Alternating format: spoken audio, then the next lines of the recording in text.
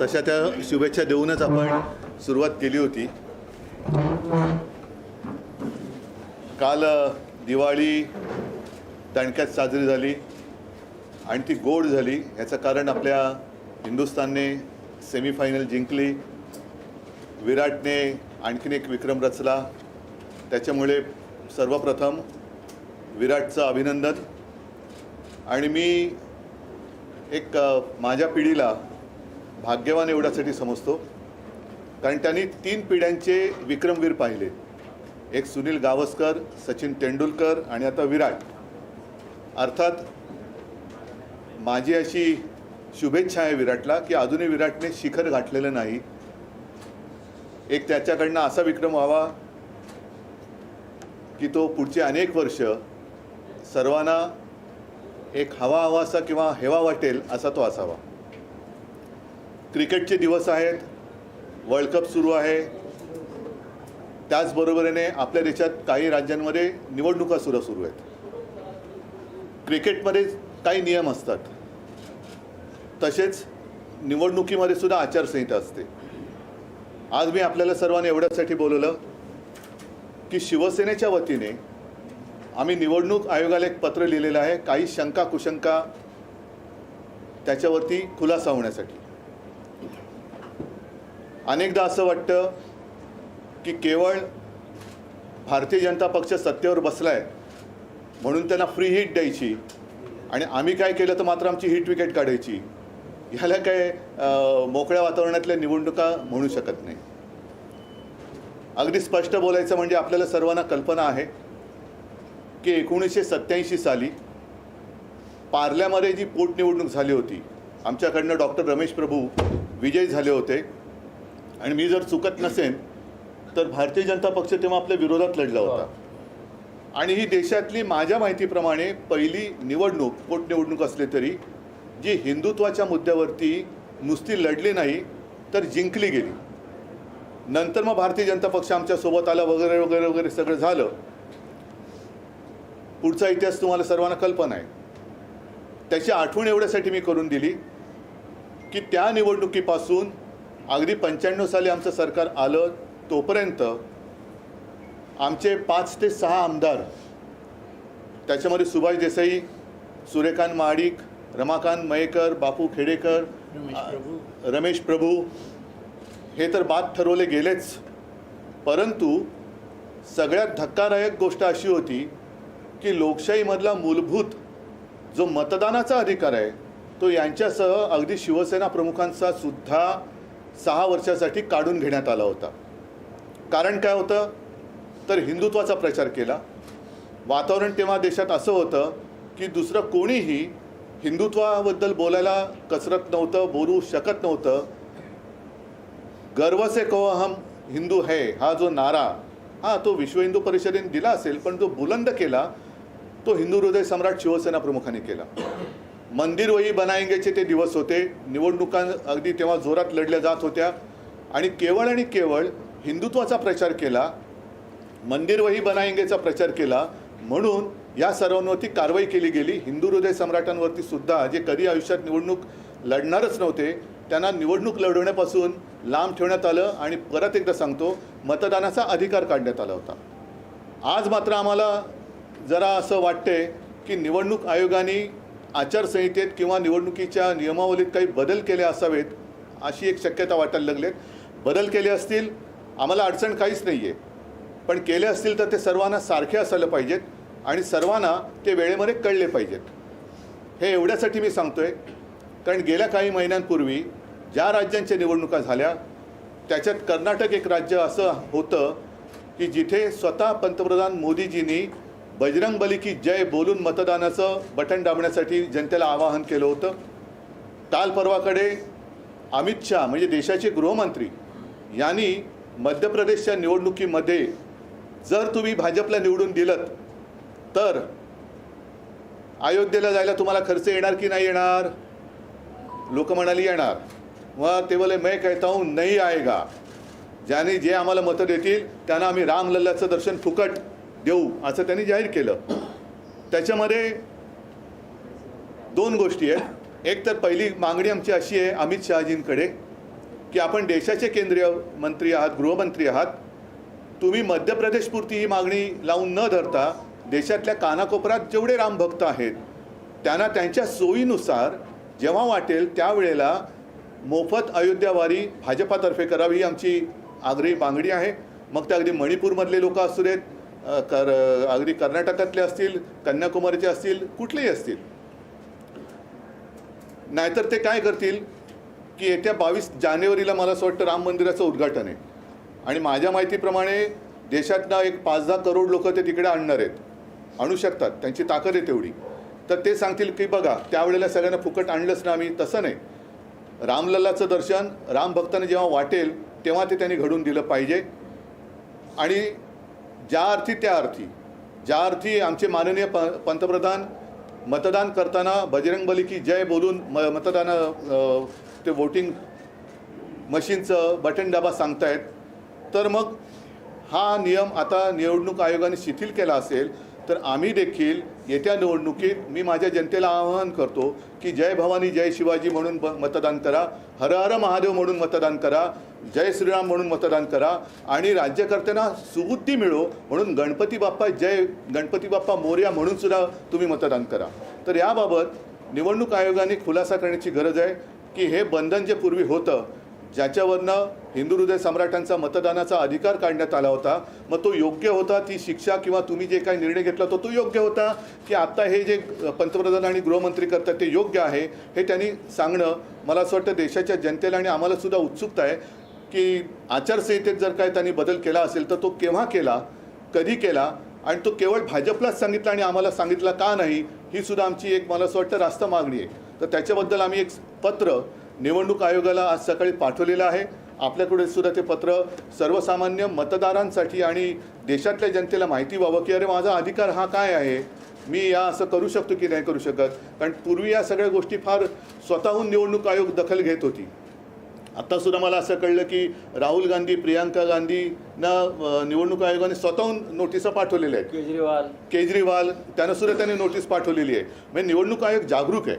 मी निवडणूक आयोगाला काही टीका करण्यासाठी बोलवलेलं नाही, बोलत नाही आहे किंवा जे मोदी किंवा अमित शहाजींनी केले ते सुद्धा काही चुकीचं आहे असं माझं म्हणणं नाही आहे. पण जर केलं असाल तर आम्ही जे केलं होतं ते योग्य का अयोग्य होतं ते कळू द्या. आणि जर आता त्याच्यात ढिलाई आणली असेल तर आम्ही सुद्धा हा प्रचार करू शकतो की नाही हे त्यांनी आम्हाला सांगावं. हा आजचा एक मूळ मुद्दा आहे. त्या अनुषंगाने आपल्याला काही विचारायचं असेल तर विचारा. पण मला अपेक्षा आहे की निवडणूक प्रचार संपायच्या आत निवडणूक आयोगाने, केंद्रीय निवडणूक आयोगाने देशातील सर्व राजकीय पक्षांना आणि मतदारांना या निर्णयाबाबत सरकारी भाषेत अवगत करावे. पत्र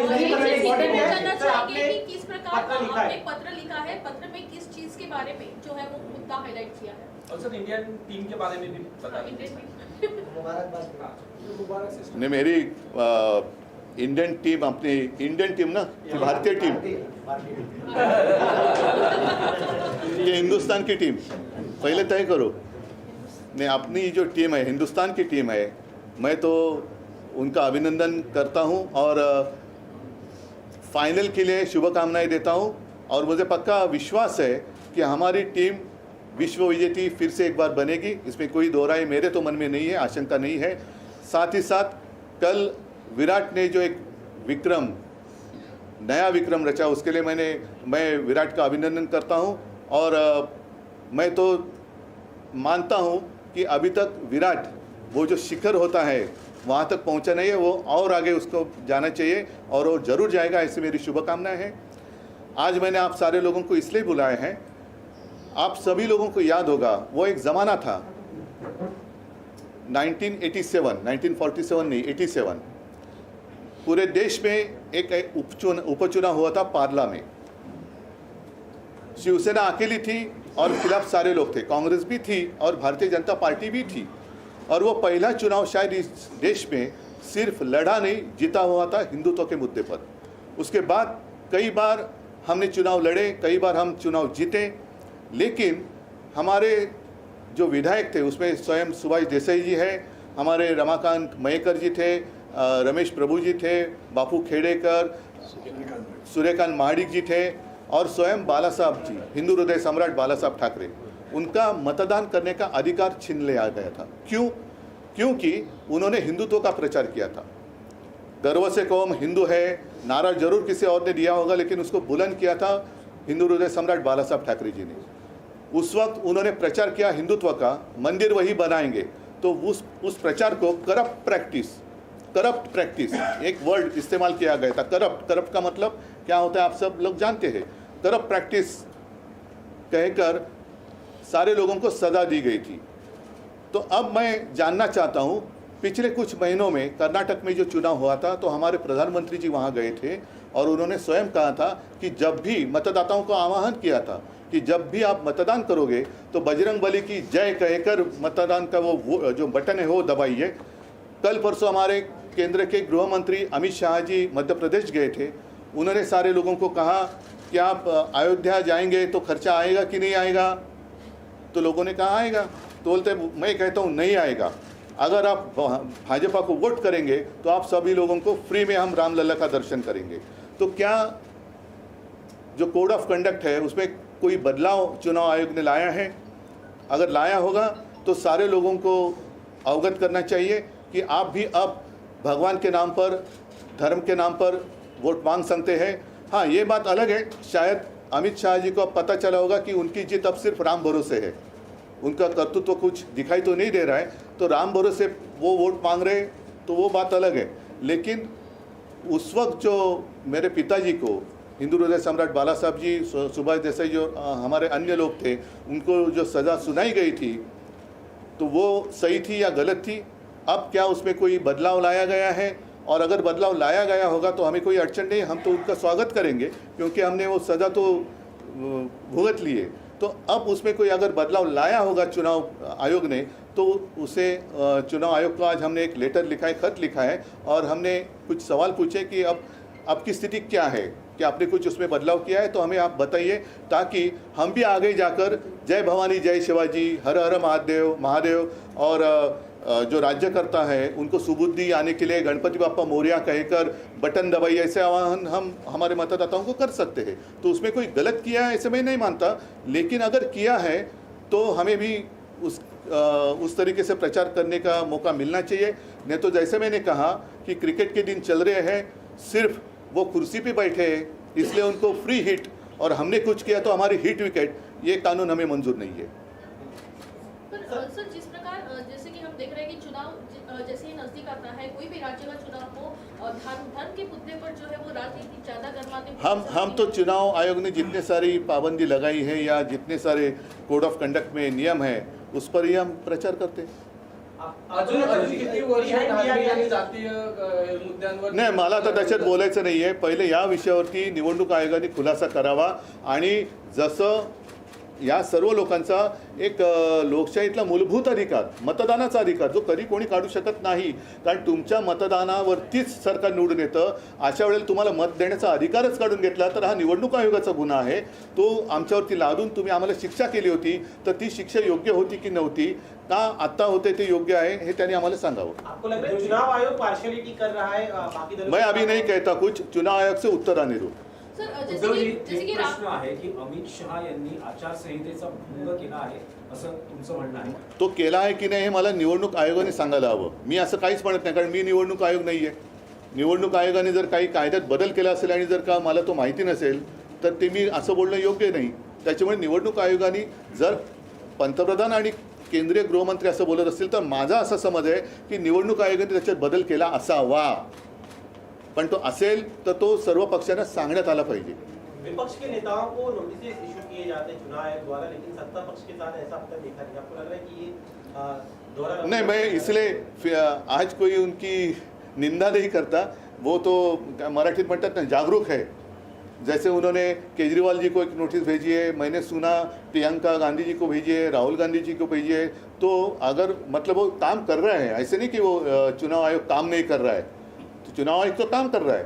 तो अभी इतने जागरूक चुनाव आयोग है तो उनको ये भी कहना चाहिए कि ये अनदेखी है कि ये सही है। मुफ्त ट्रेन का लालच दिया जा रहा है वोटर्स को, आपको लग रहा है कि मुफ्त में दर्शन कराएंगे? नहीं, अभी उनका कारोबार सिर्फ राम भरोसे चल रहा है। उनका भरोसा सिर्फ प्रभु राम पर है, दूसरा कुछ नहीं है। वो बात अलग है, वो राजनीति में यहाँ नहीं लाना चाहता। सिर्फ और सिर्फ आज मैं इतना ही चाहता हूँ, इतना ही सीमित रखना चाहता हूँ कि चुनाव आयोग ने हम सारे लोगों को अवगत करना चाहिए कि ये जो हो रहा है या इसे ठीक है, इसको हमने इजाज़त दी है तो हम भी करेंगे। जैसे मैंने कहा, हम भी आह्वान करेंगे, जय भवानी जय शिवाजी करा, हर हर महादेव म्हणा, गणपती बाप्पा मोरया म्हणा प्रत्येकाने। आणि काही जण मग ते निवडणुकीच्या मतदानाच्या वेळेला पूर्ण हनुमान चालीस वगैरे बोलतील, तब तक कतार चलते रुकी रहेगी सब लोग। उद्धव जी, आपको लगता है कि जब चुनाव आता है तो बीजेपी की तरफ से नया धारणा सामने रखी जाती है? पहले 15 लाख रखा गया, अब एमपी में चुनाव है कि राम दर्शन आपको फ्री में किया जाएगा। मैं इस बारे में अभी कुछ नहीं कहना चाहता, लेकिन इसको इजाज़त है या नहीं यही सिर्फ मैं यहाँ चुनाव आयोग से समझना चाहता हूँ। उद्धवजी, तुम्ही राम मंदिराचा मुद्दा उपस्थित केला। अनेक निवडणुकांमध्ये राम मंदिर निर्माणाचा प्रश्न हा केंद्रस्थानी राहील। शिवसेनेचं या मंदिर निर्माणात आंदोलनातही सहभाग होता आणि उभारणीतही त्याच्याबद्दल धन्यवाद तुम्हाला। देणगी दिली आणि त्या आंदोलनामध्ये सैनिक हे तर अनेकदा जाहीर झालेलं आहे। तर अशा वेळेस 22 तारखेला जे उद्घाटन होतं आहे, तुम्ही स्वतः या उद्घाटन बघा, कार्यक्रमात ऐका, उपस्थित राहणार? हे दूरची गोष्ट आहे।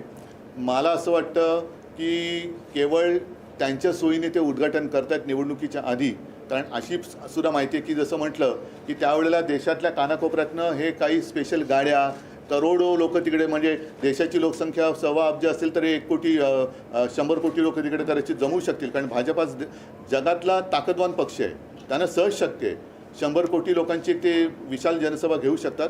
त्या गर्दीत मी काय जाणार? त्याच्यामुळे मी 2 वेळा जेव्हा हा विषय थंड बस्त्यात होता त्यावेळेला मी तिथे गेलो होतो, त्याच्यानंतर मुख्यमंत्री झाल्यानंतर सुद्धा मी गेलो होतो, आणि ज्या ज्या वेळेला माझ्या मनात येईल त्या वेळेला मी अयोध्येला जरूर जाईन। मात्र आज पुन्हा एकदा सांगतो की अमित शहाजी जे म्हणालेले ते केवळ निवडणुकीपुरतं मर्यादित न राहता या देशातल्या ज्याला कोणाला ज्या वेळेला वाटेल तेव्हा त्याची मोफत अयोध्या वारी भाजपने करावी। ठीक आहे, अद्वै हिरेंच्या सोबत पूर्ण पक्ष आहे, त्यांच्या पाठी आम्ही आहोत। आणि हा एक वेगळा विषय आहे, कारण हिरेंवरती कारवाई होते, पण ज्यांच्यावरती आम्ही आरोप केले त्यांच्यावरती कारवाई काय, त्यांच्यावरती त्याची चौकशी पण होत नाही। तर या सगळ्यांचे हिशोब हे सरकार आमचं आल्यानंतर आम्ही करणार। म्हणजे जसं ECI बद्दल तुम्ही दुहेरी मापदंडाचा मुद्दा नाही, आता विषयांतर होऊ नये, विषयांतर करत नाही। मी एवढंच सांगतो, अद्वै हिरेंच्या सोबत संपूर्ण शिवसेना आहे, ती राहील, आणि सरकार बदलल्यानंतर आम्ही ज्यांच्यावरती आरोप केले त्यांची सुद्धा चौकशी आम्ही केल्याशिवाय राहणार नाही। सगळ्यांना धन्यवाद। जय हिंद, जय महाराष्ट्र। भारतीय क्रिकेट संघाला शुभेच्छा दिल्या आहेत, पण फायनलला अहमदाबाद स्टेडियमवर जाऊन मॅच बघण्याचा काही कार्यक्रम आहे? चला, धन्यवाद। जय महाराष्ट्र।